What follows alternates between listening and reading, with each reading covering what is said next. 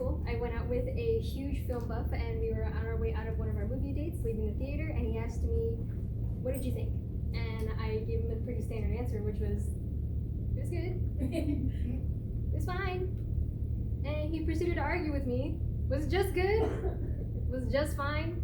And that's how I kind of learned the hard way that there's a better way to articulate the way that you feel about film rather than the standard gut reaction. It's good.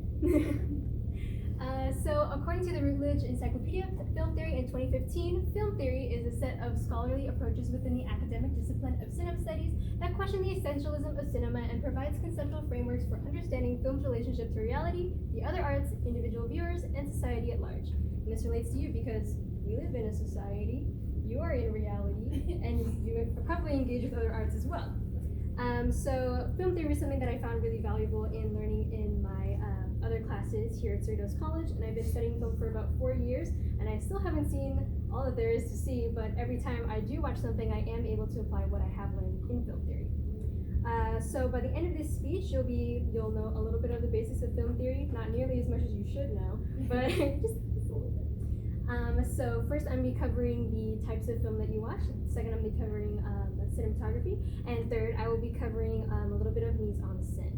So since I just talked about what I'm going to talk about, I'm going to talk about it now. So the three types of film are realism, classical, and formalism. The first form being realism. Realism, as the name implies, focuses on the real. It wants to focus on organic relationships, on authentic interactions with people, and it often features minimal editing, very natural lighting, and non-professional actors. In recent times, there has been a resurgence of realism films with the accessibility of higher quality recording devices like your cell phone. And according to Film Quarterly in 2017, one of the most significant aspects of the wave of protests and uprisings that began in Syria in 2011 was the use of cell phone camera as a tool of documentation, political activism, and creative expression. So moving on to the next form of film, which is classical. Classical falls between the spectrum of formalism and realism. It tries to recreate authentic moments, but we are given the free creativity of the director, and we are able to shoot within like a studio. So we capture those moments, but in a fictitious setting. Yes, and some examples are The Godfather. And finally, our last form, which is formalism. Formalism is the reason that we all go to the movies, to escape. And formalism is truly based on a director-created reality. So it's every superhero movie, every supervillain movie, every Harry Potter movie, anything that you can really think of where you went somewhere else that wasn't here. And now we just talked about the three types of film, and now we're going to move on to cinematography. I'm going to talk really fast because there's so much to cover.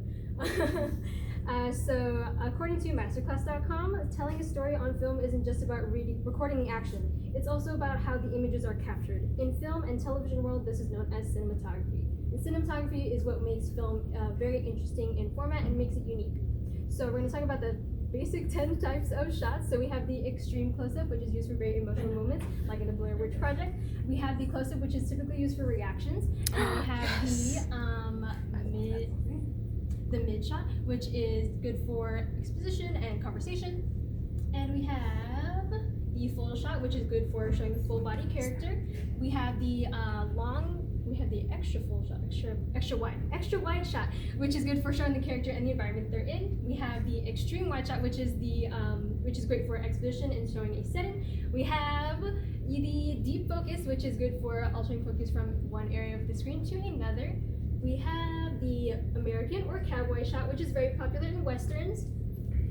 And we have the over the shoulder, very good for confrontation and argumentation. And we have the POV. And also with types of shot is the type of angle it is shown at. As you see in this POV here, since the camera is pointed up at these figures, we can tell they're very villainous and very powerful. Whereas if it was shot the opposite way, they would be very small looking and then very timid. Also in cinematography is lighting, so we can go from something very mystique and obscure and kind of dangerous, and to something more lighthearted and funny.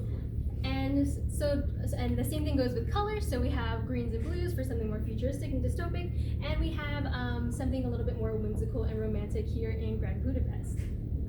And we just talked about cinematography. Now I'm going to move on to mise en scène. Hopefully I have enough time. Mise en scène, according to Lights Film School on July 3rd, 2018, mise en scène meaning literally placing on stage in French is a common term in film analysis and criticism circles. To explain it simply, mise en scène refers to what we see on screen in a film. It's the film's visuals, meaning all of the elements that appear on camera and their arrangement. So here, mise en scène is in the set design. This is from the Cabinet of Dr. Caligari, which the set design here is meant to portray a dreamscape in the main character's mind. In Amélie, we have a shot of her in her bedroom, and from the wall hangings here, you can tell she's very kind-hearted and quirky. And from Alison in Wonderland, an avant-garde costume is very telling of us not being where we usually are. And if cinematography is the word that is said, then mise en scène is the tone of which the word is said in. So, to conclude, since we covered all of that, we're going to talk about what we just did. So we covered the 3 types of film: realism, classical, and formalist. Then we finally moved to cinematography, and then we've concluded with mise en scène. Ooh. So I'll leave you with this quote by Roger Ebert: "We live in a box of space and time. Movies are windows in its walls. They allow us to enter each other's minds, not simply in the sense of identifying with the characters, but by seeing the world as another person sees it."